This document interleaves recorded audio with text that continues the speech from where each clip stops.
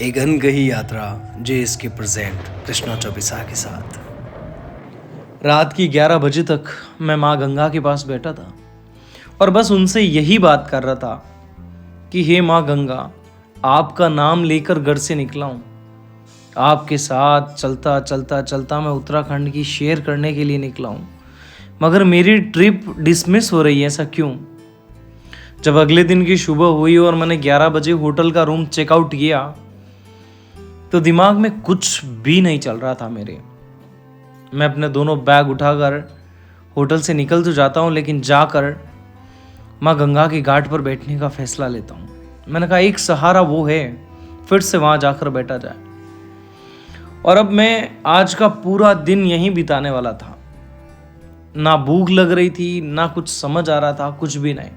Actual में मेरी trip में मेरे साथ ये हो रहा था कि मुझे उत्तराखंड और हिमाचल की ट्रिप करनी थी पूरी की पूरी, लेकिन बर्फबारी बहुत ज़्यादा होने की वजह से मैंने पुलिस स्टेशन, मैंने गाइडर, मैंने आम लोगों से भी ये पता किया कि क्या मुझे उत्तराखंड में अभी केदार की तरफ बढ़ना सही रहेगा, क्या मुझे गंगोत्री की तरफ जाना सही रहेगा। तो मुझे हर एक व्यक्ति ने यही सलाह दी कि आप इस ट्रिप में अकेले हैं, ना जाएं तो अच्छा है।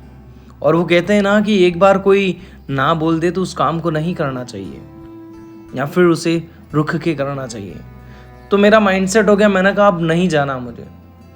अब नहीं जाने के पीछे मेरे अंदर बहुत सारी चीज़ें हैं जो मुझे खा रही थी, नकार रही थी कि मुझे अब घर तो जाना नहीं है, जाना तो कहीं ना कहीं मुझे और दूसरी जगह पर तो होगा ही, पर घर नहीं जाना है। अब इसका फैसला मैं लेने वाला कौन होता हूँ मेरे ट्रिप में, क्योंकि माँ गंगा को सौंप कर मैं अपने घर से निकला हूं, तो वही जाने। फिर माँ गंगा के घाट पर बैठा बैठा माँ से यही गुहार लगा रहा था कि माँ कोई तो ख्याल दो, कहाँ जाऊं? केदार, गंगोत्री आप जाने नहीं दे रही। और ये सही भी है कि अकेला ऐसी इतनी बड़ी रिस्क लेनी नहीं चाहिए। और अगर मैं कोई गाड़ी पकड़ता भी तो शाम को पकड़ूंगा या नाइट के टाइम में पकड़ूंगा 9-10 बजे, तो मुझे अगली सुबह जहाँ पे भी जाऊँ वहाँ उतारेगी। तो मेरे लिए ये फ़ायदा होगा कि मुझे पूरा दिन मिलेगा। और होटल से रूम चेकआउट 11 बजे किया और मैं 1-2 घंटे बाद अगर कोई गाड़ी पकड़ता और वो रात को मुझे अनजान जगह पर उतारे, तो वो मेरी ट्रिप के लिए और मेरे लिए बहुत ज़्यादा रिस्की भी हो सकता है। समझदारी किसमें थी, क्या थी, कुछ भी समझ नहीं आ रहा था। फिर इतने में मन में एक ख्याल आया। माँ गंगा ने मुझे थोड़ी सी सद्बुद्धि दी कि क्यों ना मुझे अपना माइंडसेट चेंज कर लिया जाए, उत्तराखंड की यात्रा को यहीं पर क्विक कर दी जाए और एक दूसरे स्टेट को चुन लिया जाए। फिर मन कह रहा था कि ये भी सही है, ना भी सही है, ये भी सही है, ना भी सही है। ये सोचते सोचते मैंने पूरा दिन बिता दिया और अब बारी थी उस लोकेशन को अपने मन के अंदर हाँ में बदलने की। फाइनली मैंने सोच लिया कि हाँ मुझे अब वहीं जाना है, क्योंकि ये मैं कौन था सोचने वाला। माँ गंगा मेरे मन में एक भाव पैदा कर रही थी और वो भाव पॉजिटिव इतना फट से होता जा रहा था कि आप पूछिए मत। और मुझे ये बिल्कुल नहीं पता था कि मैं उत्तराखंड की शेयर करके आऊँगा। और ये फैक्ट है, आप जो सोचते हैं जीवन में वो नहीं होता।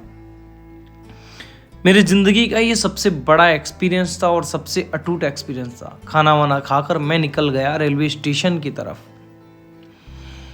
क्योंकि अब मुझे मेरी लोकेशन मिल गई थी। माँ गंगा ने मुझे एक संकेत दे दिया था कि बेटा उस लोकेशन की तरफ बढ़ जा, तेरे लिए बहुत अच्छा रहेगा।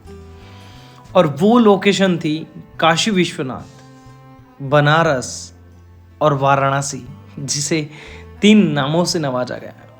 और वो काशी जिसे भगवान शिव ने बनाया है, इसका जिक्र ऋग्वेद के अंदर भी है। और किस्मत या सौभाग्य इतना अच्छा मेरा कि देवप्रयाग ऋषिकेश से सीधी वाराणसी की ट्रेन थी, जिसे पकड़ी मैंने और बेचक निकल गया बाबा विश्वनाथ के दर्शन करने।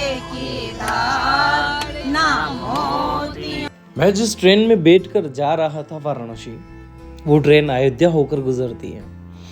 और ये माताएं मुझे ट्रेन के अंदर मिल जाती हैं, जहाँ बातों बातों में मुझे ये पता चलता है कि ये सब कान्हा जी की सखियाँ दर्शन करने आई थी रामलला की, और भजन संगीत की बड़ी प्रेमी है। तो मुझे रहा नहीं गया, तो मैंने कहा कि क्यों ना आप ट्रेन में ही भजन शुरू कर दें। तो अयोध्या से वाराणसी का कुछ 230 किलोमीटर की दूरी है, और वो भजन संगीत के साथ कब कट गया रास्ता कुछ भी पता नहीं चला, और एक प्यारा सा अनुभव मुझे इन माताओं से मिला। जय जय श्री राम।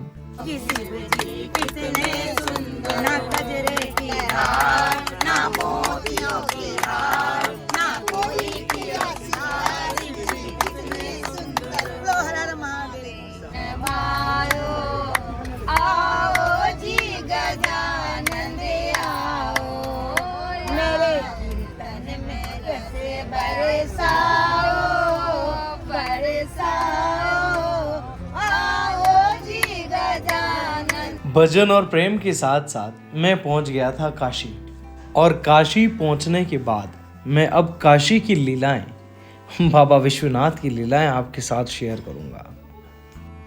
पूजा सर झुकाने की फुर्सत नहीं है, यहाँ दम दम में होती है पूजा, सर झुकाने की फुर्सत नहीं है।